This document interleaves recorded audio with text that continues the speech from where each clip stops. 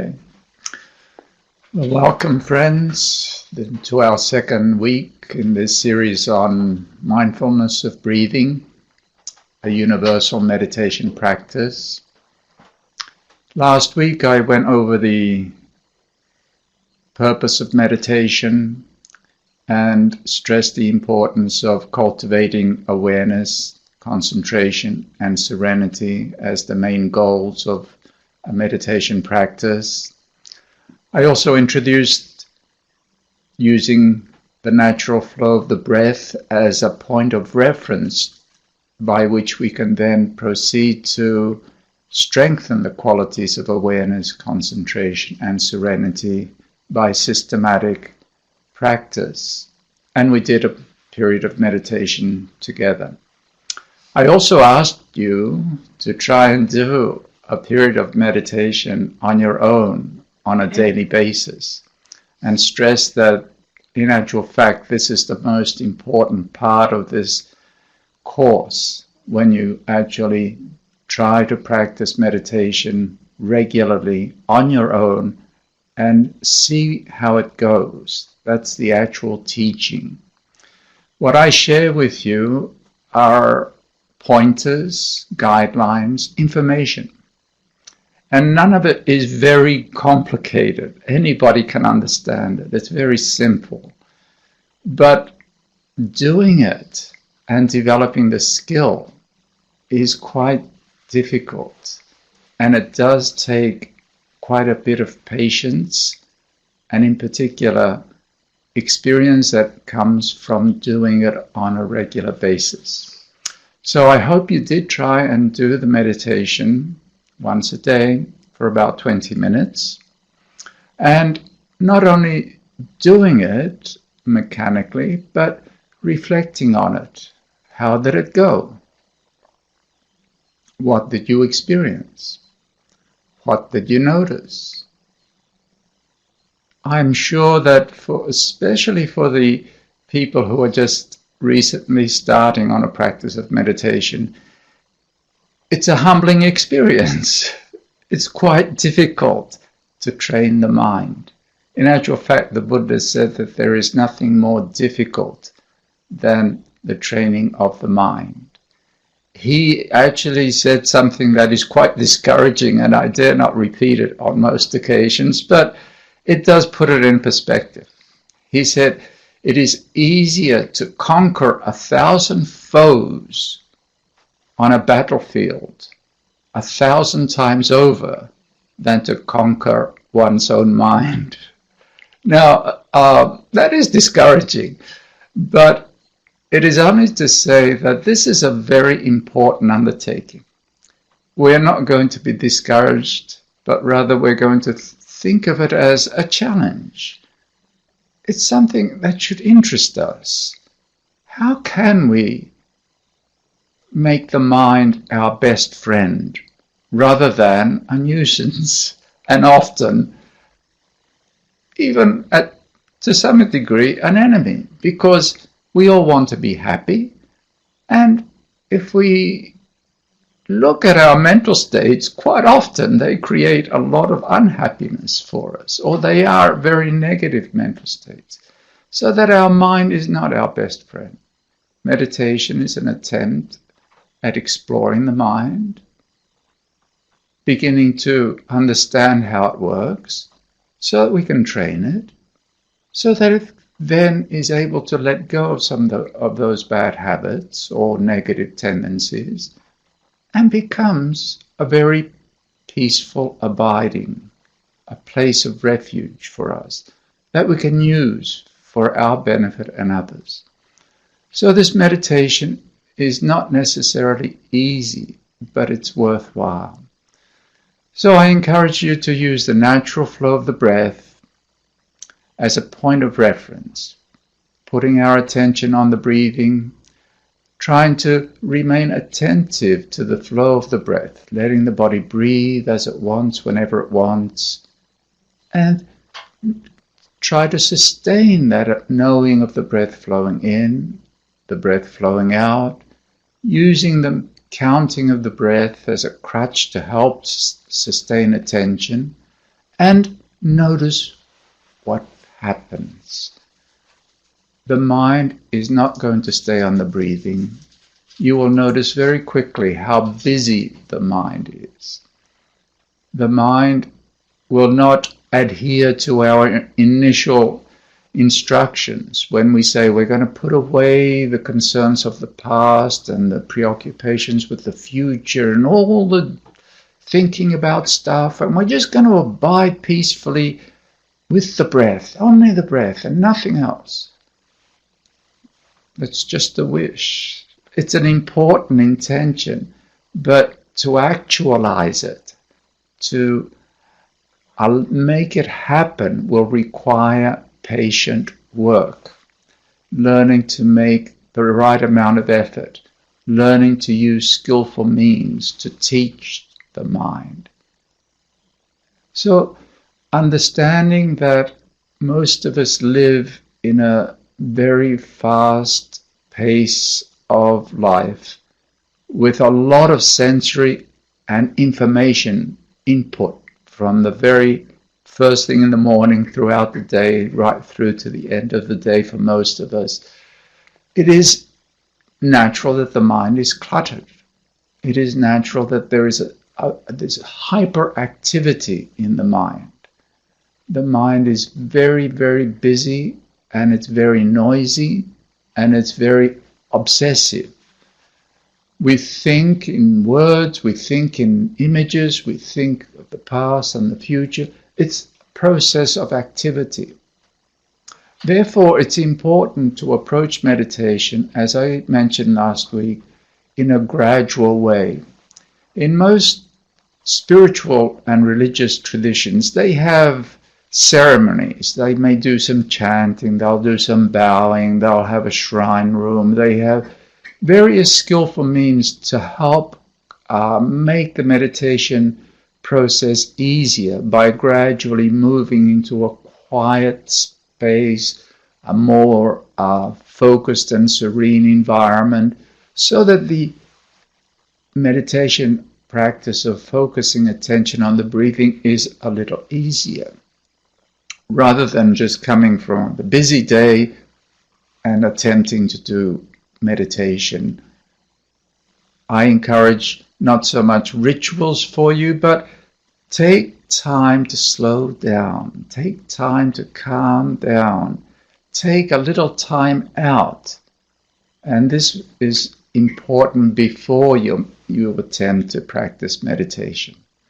So once again, I stress, take some time, maybe do some physical activity when it's not necessarily a good time of year, but when it is, a little gardening, anything that's physical that will help you ground, something simple, a simple task, even washing dishes or having a shower, that's extremely good thing to do. It's almost a cleansing and a thinning out of all the busyness of the mind. So this is important if you practice a little Tai Chi, a little yoga, something that will help you slow down and become a little more grounded in the here and now, and in particular in the physical experience of the here and now, and becoming more aware of the body. So this is a very good way to approach the meditation. Taking time to settle into a good posture, taking time to feel what the body feels like and relaxing the body. And then slowly and gradually we settle into being attentive of the breath flowing in and the breath flowing out. And again, remind yourself, let the body breathe in, let the body breathe out as it wants, whenever it wants. So that this is a good way to approach it. Now, having done this, still you will notice, even with having made our intention clear and given our minds very good instruction, given our mindfulness good instructions to be attentive of the breath and letting go of other things, you will notice that when you are doing this, as you will have noticed over this last week, that while you are being attentive to the breathing in and the breathing out, the mind can be still quite busy. You still have a lot of thinking. And the thinking is in forms of words and dialogue and conversation or images, and you are mindful of the breathing in and the breathing out, but there's still a lot of stuff going on. This is natural. This is still, you are still being mindful of the breathing, but the attention is superficial. The mind is very fast. The breathing is a physical phenomenon which is flowing in and flowing out very slowly compared to the speed at which we think. In the course of a breath flowing in, we can think all sorts of things. We still know the breathing, but at the same time, there's thinking. That's all right. You've noticed that. That's important to notice. That's what the mind is doing most of the time. So now it's to try and implement that intention that we had at the start. Let go. Relinquish. Relinquish the thinking, whatever it is.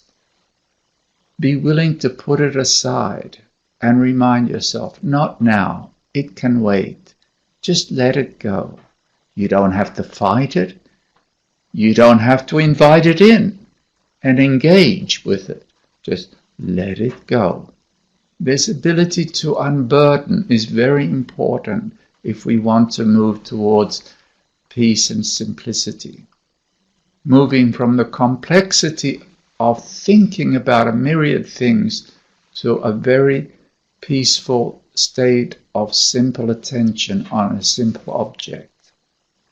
So this is the practice. It's something that we do patiently. We're not going to get frustrated and disappointed or surprised. We expect this. We know this. This is how the mind behaves. It's just like a mother looking after a little child. You know that the child is not going to behave and do exactly what you say. They're restless and they're getting bored and they run around. But you care and try to look after them. Be a good mother to yourself. Don't expect the mind to be focused on the breath, but be willing to recognize when it moves, where it goes, let it go. The other experience you will have noticed over this last week is that at times you actually do get lost in the process of thinking, to the extent that you forget all about the breath. You don't even know whether you're breathing in and you're breathing out. You're completely drowning or swamped by the thinking process. You're caught up, you're engaged in the thinking process. So for a while, you are unaware of the breath and you are unaware that you're thinking about something. You're just caught up. This is very common as well. In actual fact, we live our lives for most of the time in this very minimal aware state where we're just drifting from one thing to another without really knowing. So this is important. When we notice that the mind is, because the mind will get caught up in a process of thinking and engage in it so much that it's lost in it. But it lasts only for, everything only lasts for a certain length of time, and then a moment will arise when you again recognize, oh, I'm not being attentive to the breathing. That's a very precious moment. Hold on to that moment. Notice the difference. Now you're back here in the present moment with a degree or a higher degree of mind fully present. And you remember the instructions. Oh, let go of that stuff. Not now. Encourage the attention to come back to the breath. Encourage the mind to engage the breath, to notice what the breath feels like, to notice whether it's breathing in, whether it's breathing out, to relax into the breath. Many people think that the breath is something boring. Uh, in actual fact, this is, I think, a misunderstanding. In this world, there is nothing boring and there is nothing interesting.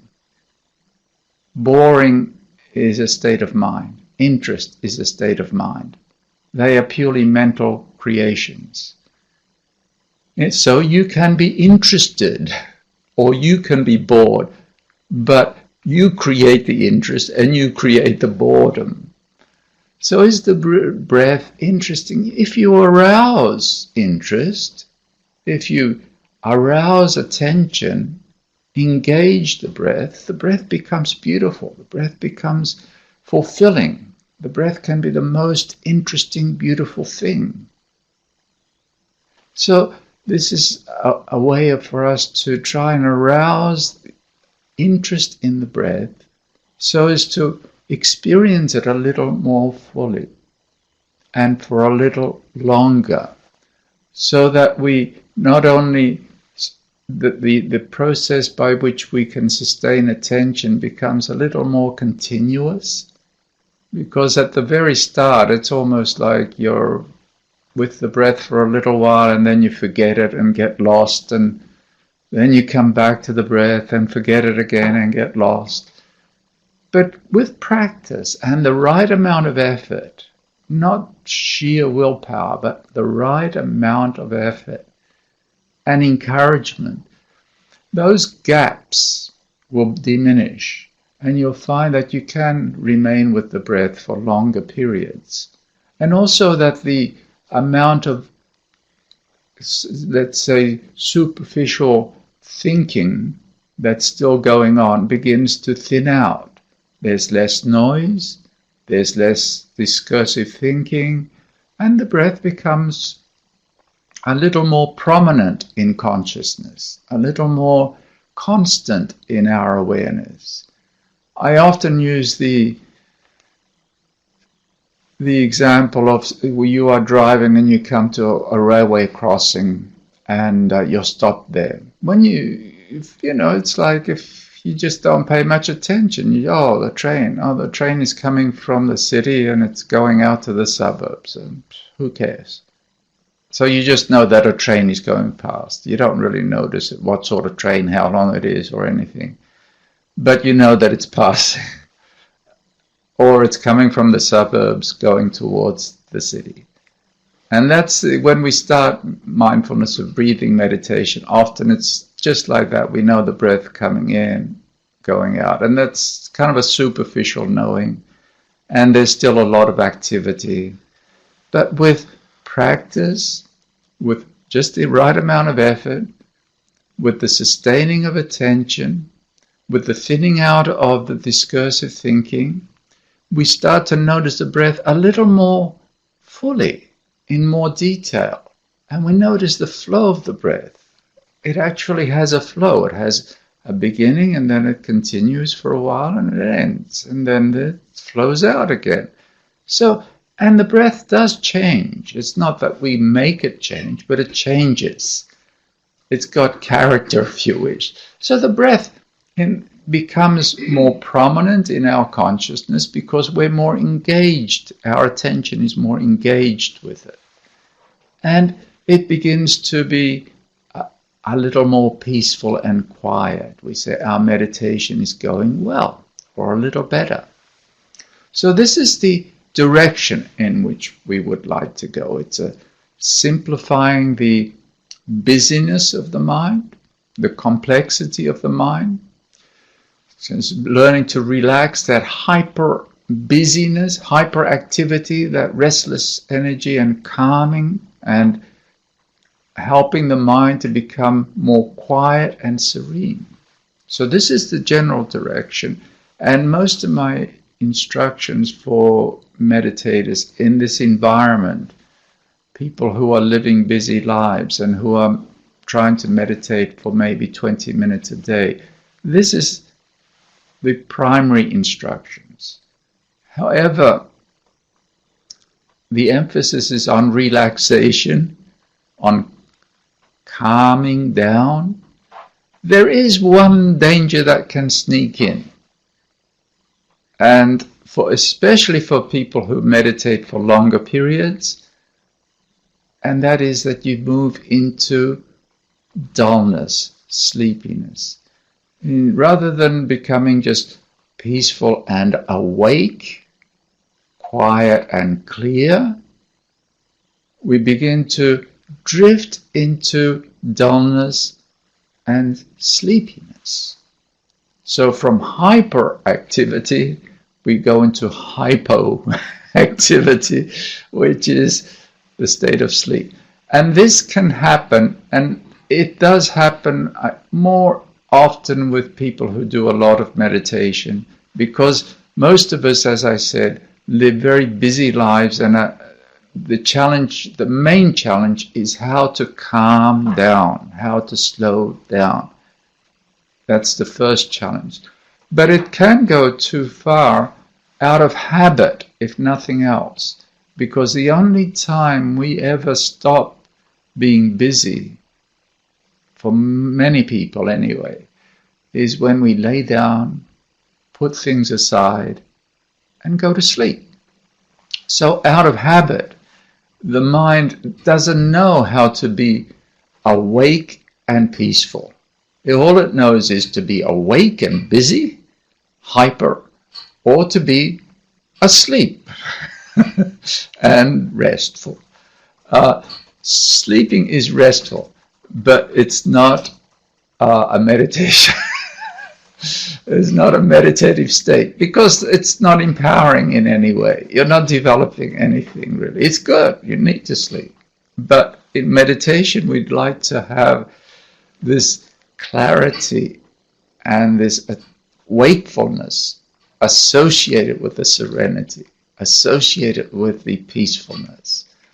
So if in a meditation, and not necessarily at this point, but maybe for some people who've been meditating for some time, if you find that you sink into this is feeling really nice, and it's feeling good, this is a good meditation, and time is passing so quickly, and then the gong goes off and the timer goes off, and wow, that was a good meditation, but you can't remember very much of it. Time passed very quickly, and it was comfortable, it was peaceful, but there was no clarity, and you won't remember much of what happened during that period of time. The other way you will notice it is if your posture begins to sink and you kind of droop. Another way you will notice it very easily is that you're trying to count the breathing, but you keep losing count. So, 1, 2, 3, and then you go 1, 2, 3, 4, and then. So this is a danger of calming down, but not having enough inner energy to sustain clarity, to sustain attention, the clarity and wakefulness of mind. If you notice this, then you've got to just put a little more effort, a little more energy. Sit upright, make sure that you have fresh air, try to be a little sharper in the way you're using your mind. With experience, you can pass through all these different obstacles. I'll mention more in the coming weeks, but these two, like from hyperactivity to hypodullness, these are two extremes that we need to somehow balance, bring to this perfect balance of where there is energy and there is peacefulness, there is serenity and there is clarity. One thing that can disturb our effort in this balancing of energy and effort is, as I said, trying to jump from a very hyper busy state immediately into meditation. So I've talked about that. The other thing is more mundane, or it's not mundane, it's practical. you must appreciate that the mind and body are interrelated closely, and they influence each other. The mind is the dominant partner, but the state of the body influences the state of the mind, especially when we're not masters of our own mind. So things like, drinking a lot of coffee, especially around the meditation time, that, it affects the nervous system, the physiological state of the body. And that's going to have an influence on the mind. Usually it makes the mind hyperactive. And it's quite difficult to meditate when the mind and the body is buzzing with this excess energy that comes from caffeine. Some people are more sensitive than others. I'm just mentioning this as a caution for you to reflect on when you meditate and how things affect you. Some people are very sensitive, so that, just a little bit of caffeine, or whether it comes from coffee, from soft drinks, whether it comes from foods or chocolate or anything, can really disrupt their nervous system to the extent that makes meditation very difficult. So, it's something for us to reflect on, to become familiar with our own bodies and minds, understanding the direction we want to move in, noticing what we're experiencing when we make our effort, and finding ways to adjust so as to make the goal a little more within reach. So that's my guidelines for this week, as following on from the last week. I will take questions if there are some questions before we do our meditation. And then, of course, we will take more questions after the meditation at the end. So are there any questions from the people who are here this evening? Yes. So can we go back to your point about meditating and losing track of time, maybe losing track of the chimes? And I'm fairly new. So I considered that to be successful because I felt like I had stopped thinking and gone somewhere. But maybe that's not correct. It is, it all depends. The old saying is, it all depends. You see, if we're having a good meditation, and not only in meditation, if you're even when you're working, if you're really engaged in something, once you're really engaged, time passes at a different rate for us. Time is relative, but when you sleep, time passes at a different rate as well. So usually, when we're having a good time passes very quickly. When it's a pleasant experience, time drags. Really, if we're in pain or when it's an unpleasant experience, we say, a minute is an eternity.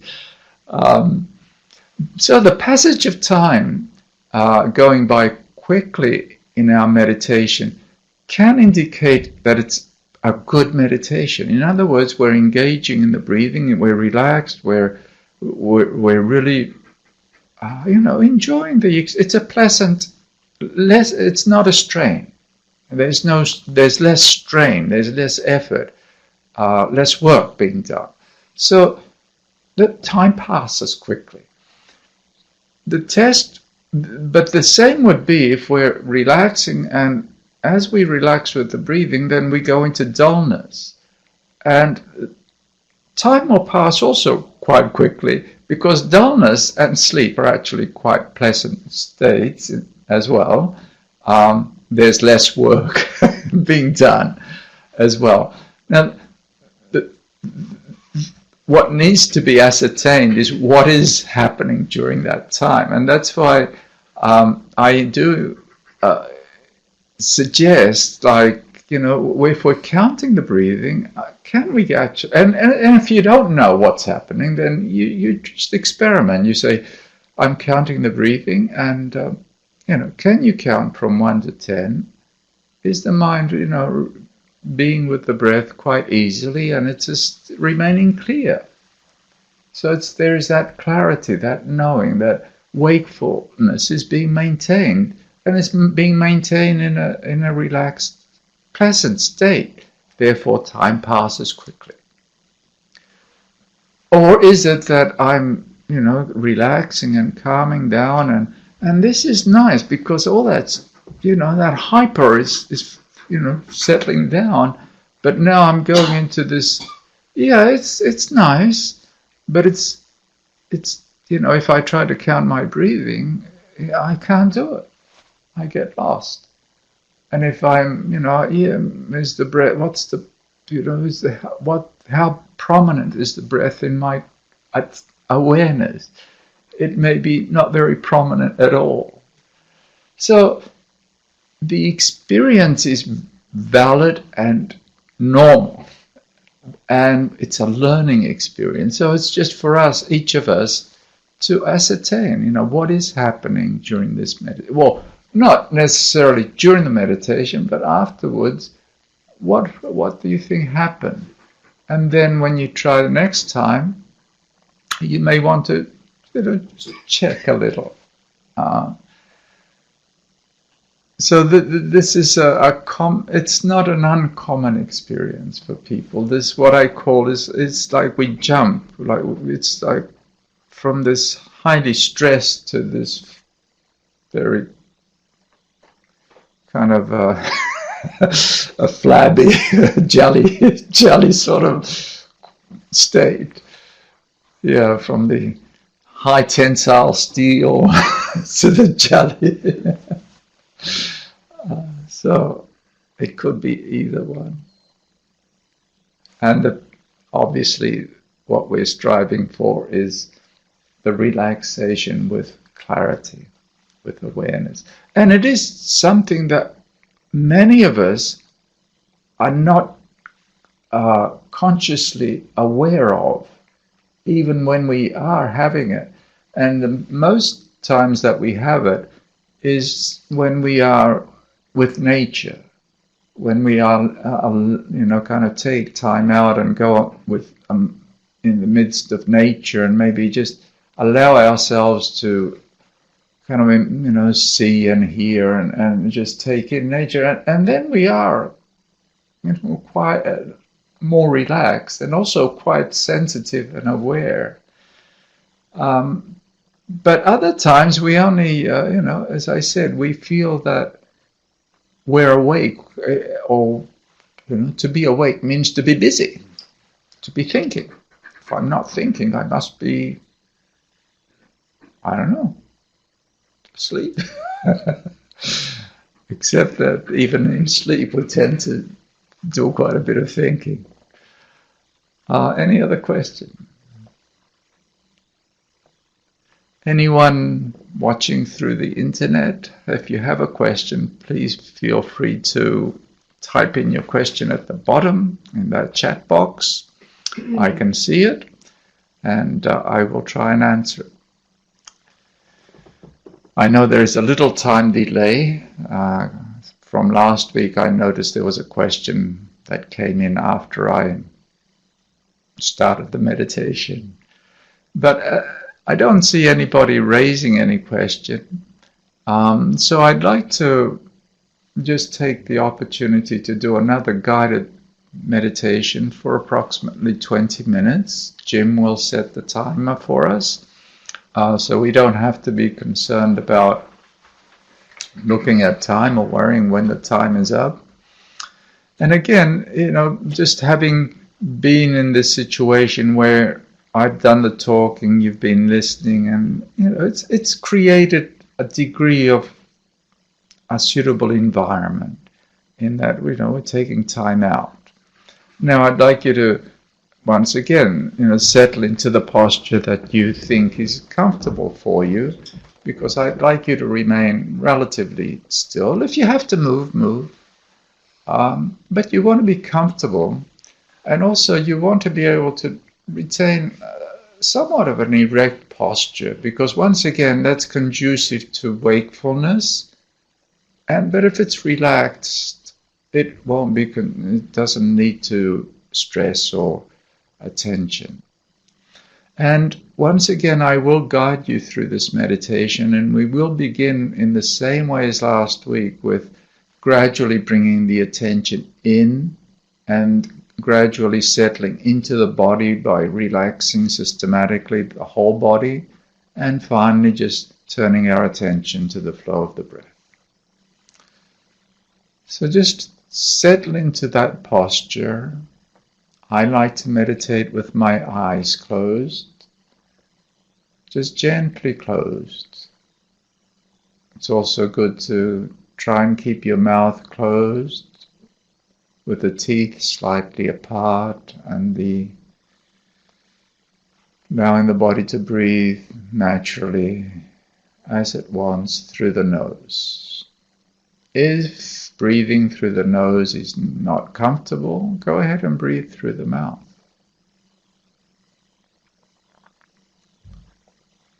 So the body feels somewhat comfortable and balanced. So we bring our attention into this room, the room that we're sitting in. We should feel safe.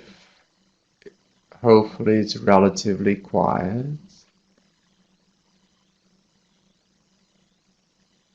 So the room is fine.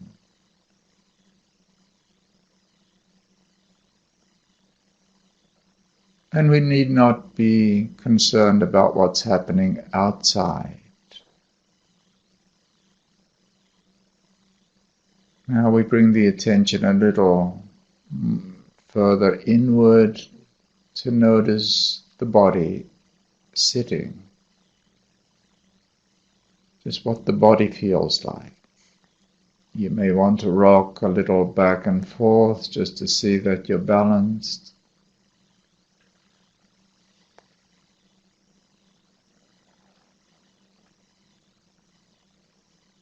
So just being aware, noticing the physical sensations of the body sitting. You know through the sense of touch. You cannot know through thinking. You know it through the sense of touch. And we'll take a few minutes to systematically work our attention through the body. But before we do this, I would like to suggest that we intentionally take time out from all our other concerns and responsibilities. All the unfinished business can wait. The past, it's done. It can wait. The future, it can wait. For this time, it's as if we have nothing else to do and nowhere to go. We don't even have to try and understand and analyze. So this is our intention, and this is the instructions we will give our mindfulness. To put aside whatever the mind brings into consciousness to do with the past, the future, home, work, and family. Not now. Leaving everything aside and leaving it outside, bring the attention into the body and allow the mind to sink into the body.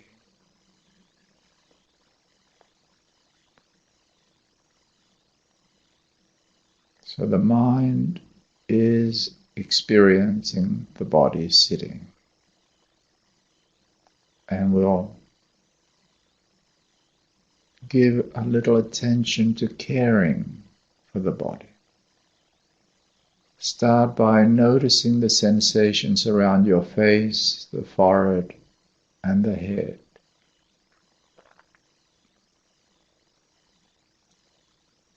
Gently release any pressure, any tightness.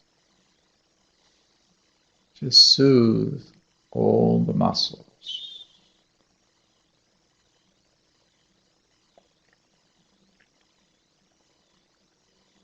Bringing the attention to the neck and shoulders. Just release and relax any unnecessary tightness or tension. Letting the shoulders hang down.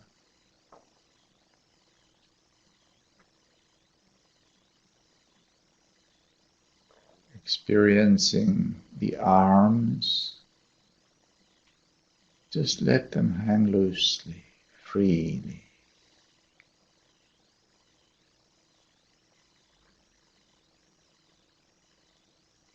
Experiencing the hands.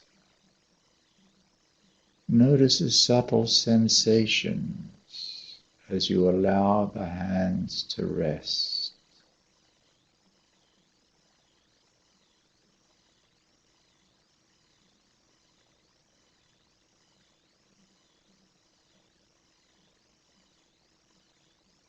Now bring your attention into the chest.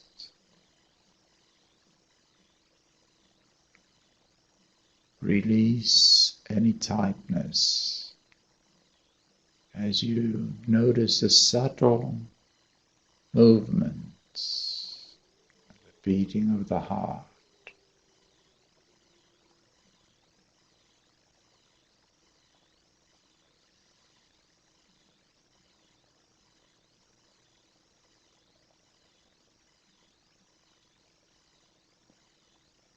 And if you allow your attention to sink a little into the abdomen, relaxing all the muscles, and just experiencing this gentle rising and falling.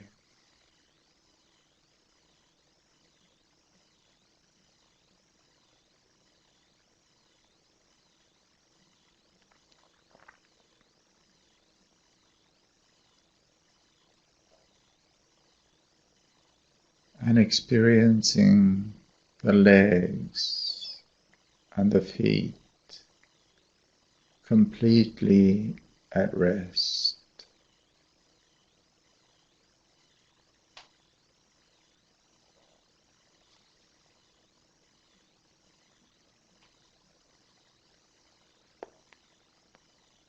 So now the body is sitting quite still, relaxed, breathing naturally as it wants, and the mind is sitting with the body, experiencing the body through the sense of touch. And we notice that the body's breathing. We let the body breathe as it wants.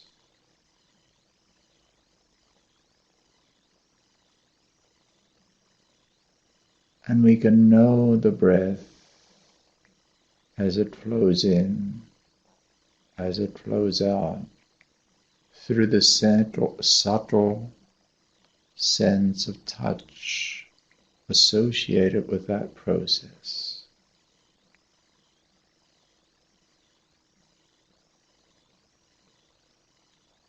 Encourage the mind to relax into the breath, trying to sustain attention.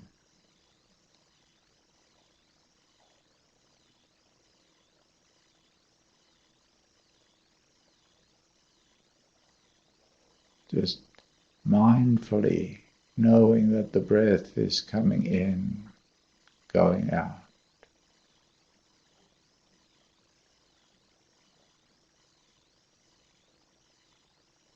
Count the breath if you like. Whatever else comes through the mind, into the mind, we just let it go. Don't fight it. Just let it be. Let it go.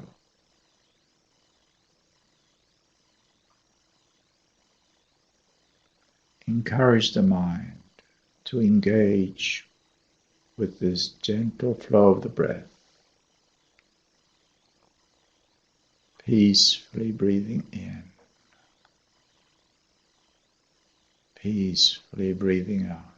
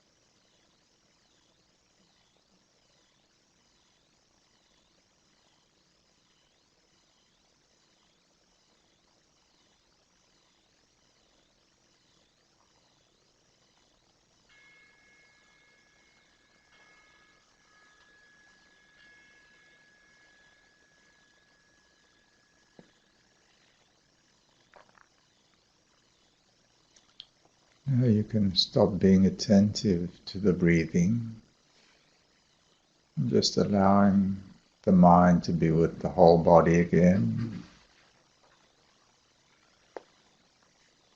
And just begin by moving your shoulders and arms a little, maybe your head from side to side and back and forth.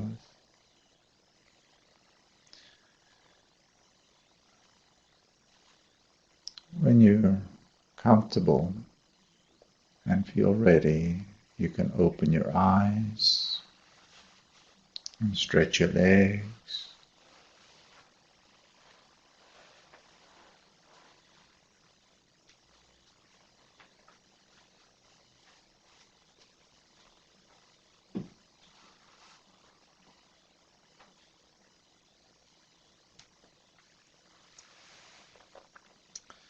So that was another period of meditation, about 20 minutes. And as I keep on saying, that is the actual teaching. Not saying what the experience should be, but making that effort and then noticing what the experience is. And not to be too judgmental about it, but rather being interested. Oh, this is how it works, or this is what happens. It's interesting. It's not what I thought it was going to be. Well, that doesn't seem to be what I expected.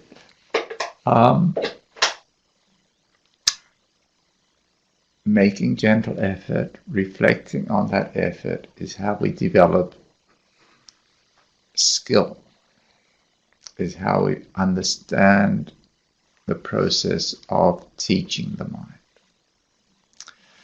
So, you've done some meditation. Please feel free to ask questions in order for me to really address your concerns or your experiences in a more accurate way. It does require that I know what it is you're needing, and I'm quite happy to just talk and give information, but it's general and it's generalized. So if you have a specific point that you want me to address, the question is the best way to do that. So feel free to ask. So, there is a question that's come up on the chat box. I have been practicing since last July, 20 minutes a day, first thing in the morning. I have recently noticed a slight progression in my ability to stay on the breath, other than more progress in this. Is there anything else I should be looking at? And I read the question so that others will know what I'm replying to.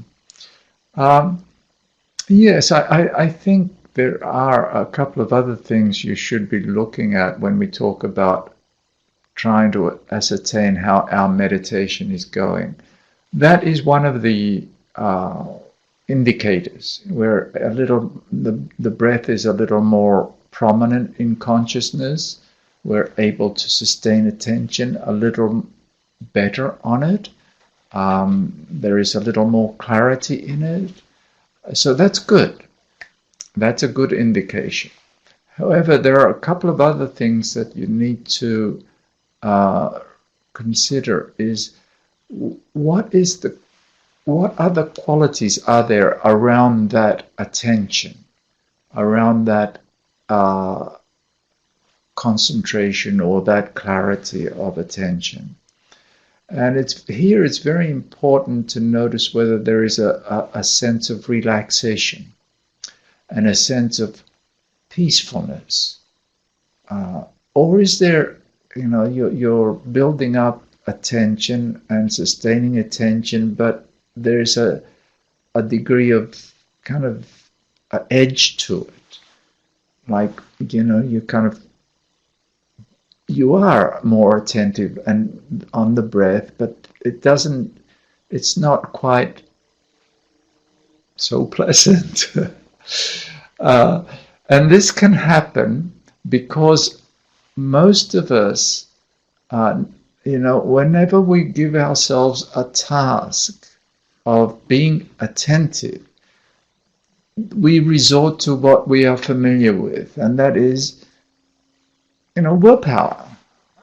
So we put attention and hold attention, and that can, it works, but it has an edge to it, and it's not that often it can lack relaxation and calmness, serenity. So in addition to that indicate, that sign, okay, my attention is better.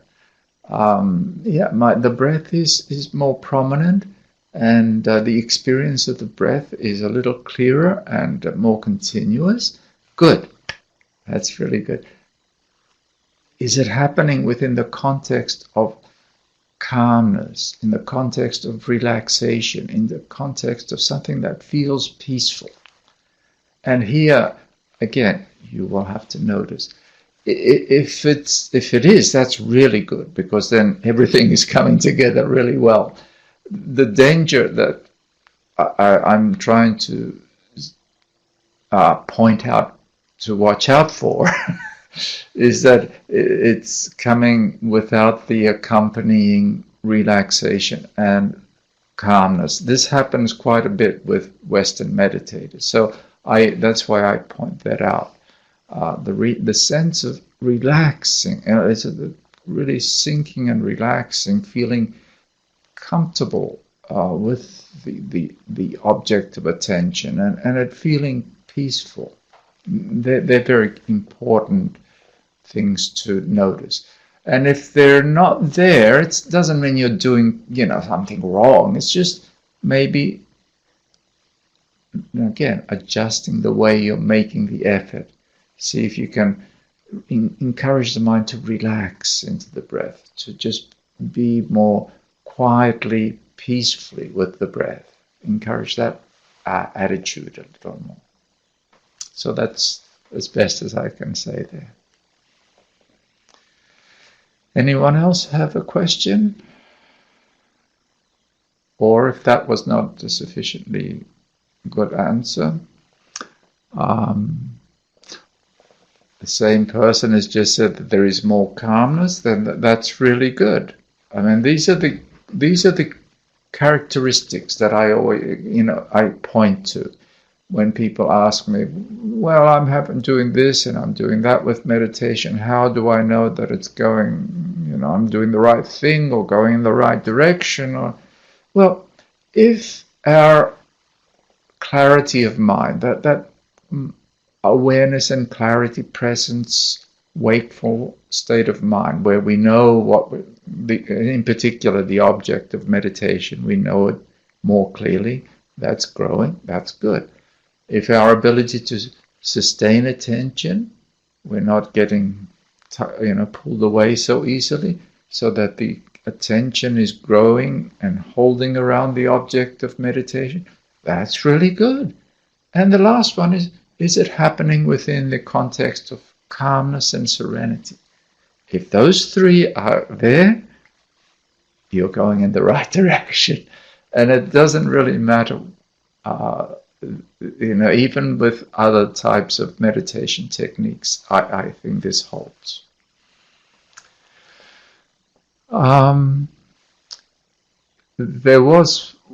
There's a couple of questions now. One of them was about the progressive counting that I read about in your book, and have found that to be really helpful and good for me. That is, I do encourage people to experiment with counting of the breath, and even progressive counting, which is something where we make the challenge of counting the breath a little more by not just counting 1 through to 10, but we count 1 through to 5, then 1 through to 6, 1 through to 7. It's a more of, it's a way of sharpening attention. So if it works, any of these things, if they work for you, that's good. It's a skillful means. One other question. I tend to force my breathing. So rather than following the breath, the meditation becomes following the counting. Any tips? This is, again, a very common experience for many people when they start doing mindfulness of breathing. Because we are, by nature, we have this strong tendency to want to control. Most of us anyway, some more than others. But it's very difficult for us to be engaged in something or be attentive to something without interfering with that thing. And this reflects this urge to control. So the body breathes perfectly well on its own. It doesn't require you to do the breathing. The body does the breathing. And normally we have no problem with that. But as soon as we, I'm aware of the breath. So now I notice the breath, and it's very difficult to just notice the breath without interfering with the breath, to be just an observer, an interested observer, but not a director and not a controller. Now, this is a lesson in itself, which is very good to learn. And so with this, if you notice that tendency, then all I encourage is to remind yourself, let the body breathe as it wants. Get out of the way. Let it breathe as it wants. And whenever you catch that, because if you do control the breath, it will become uncomfortable. You will start feeling some maybe tension around the chest, or the breath becomes too shallow, or it becomes too long, too deep. So it'll become uncomfortable. And when you notice it becoming uncomfortable, what do? You remind yourself, get out of the way. Let the body breathe as it wants. Sometimes taking a few deep breaths and then just encouraging, let it go. If the counting of the breath, it can be sometimes because you're counting it, it increases the tendency to interfere with it. And then the counting becomes our primary object. So in that case, I recommend maybe letting the counting go for periods of time, just settling back and just learning to relax with the breath more. Just let the body breathe and relax in it. Let the body breathe and relax into it. Stay engaged, but not grasping or holding it so tightly. Just and if whenever you start feeling that you're tightening up, maybe bring your attention back to the whole body. Use the posture. Use the body. It's easier to just be with the body sitting for a while, and then gently moving the attention back towards the breath in a relaxed way. Experiment with it. It's a challenge, but the rewards are there as we develop skill. Does anyone in the room have a question? No. Well, we've still got time, so if anyone watching wants to send in a question, I can still answer a couple more questions.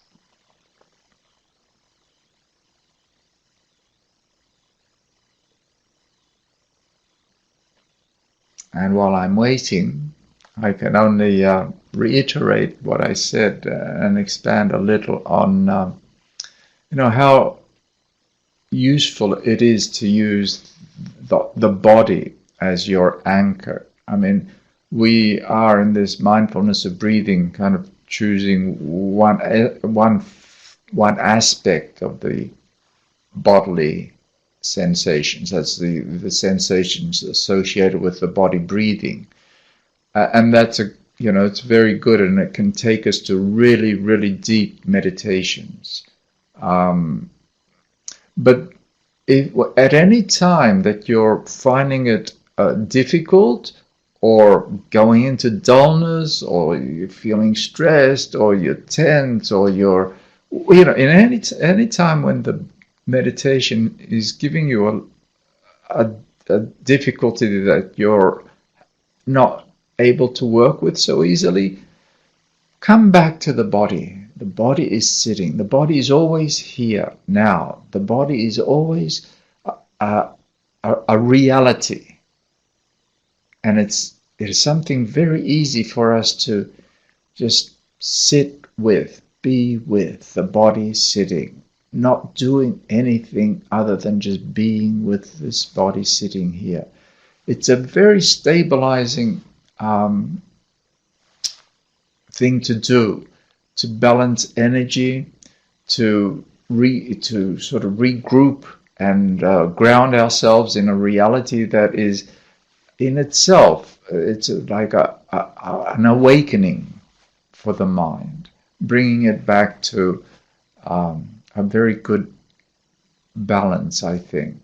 So use the body as much as you need to. It's always there. It's always available. It's a reality. You cannot know the body by thinking about it.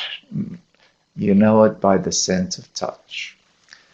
We have one more question here. Two more questions. Sorry, I missed that. Can you talk about what we should be looking for as progress when we are not sitting?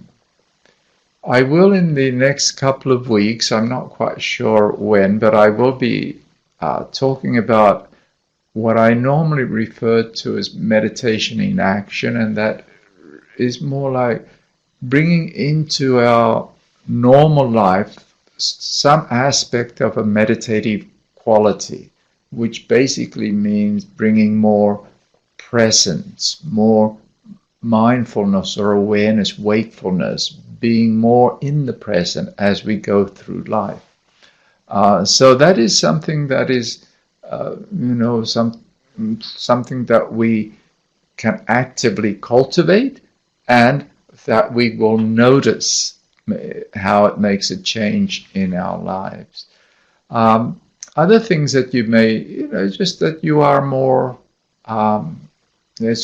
if your meditation is progressing in the direction that I've indicated with those indicators or characteristics, you should find that you are more present as you go through life. You are more sensitive to life in the sense of aware of what's happening, and also not so mechanical and not so compulsive in the way, or habitual in the way we respond to situations and things around us. And we see and know ourselves a little more as we go through life.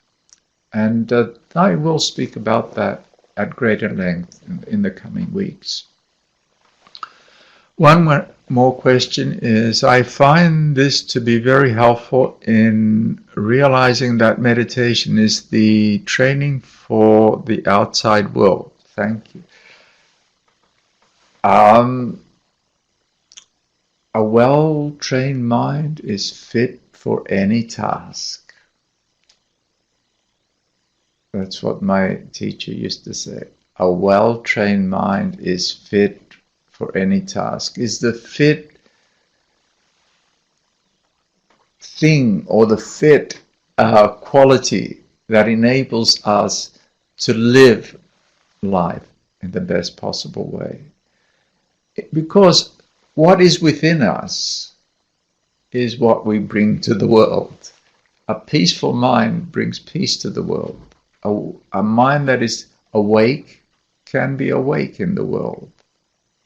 If a mind is just either completely distracted, or sometimes worse than just being distracted is a very obsessive and compulsive, That's what we bring into the world. And I think the world needs more peaceful minds.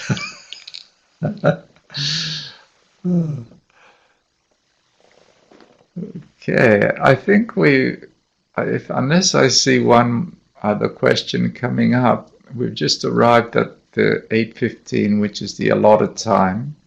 And not that I'm averse to going beyond that, but that is the time that we have set up for our meetings together. I greatly, enjoyed the experience of meditating, and meditating with others is a slightly different experience than meditating on my own. I also must confess I do enjoy reflecting on the practice, because it is something that's been a big part of my life for a long time. And I feel that there are things that I would have been very grateful to have known when I started meditating. And so I get some sense of fulfillment by sharing some of these things. So thank you all for participating. I look forward to our meeting next week, where I will cover a slightly different aspect of this practice and build on what we've discussed so far. However, I do encourage you to keep up with your homework and do your daily meditation. Try to do at least 20 minutes a day on a regular basis. That is the best thing that you can do in order to appreciate this method or this mindfulness of breathing and derive the full benefits of it. So thank you all, and I'll see you next week.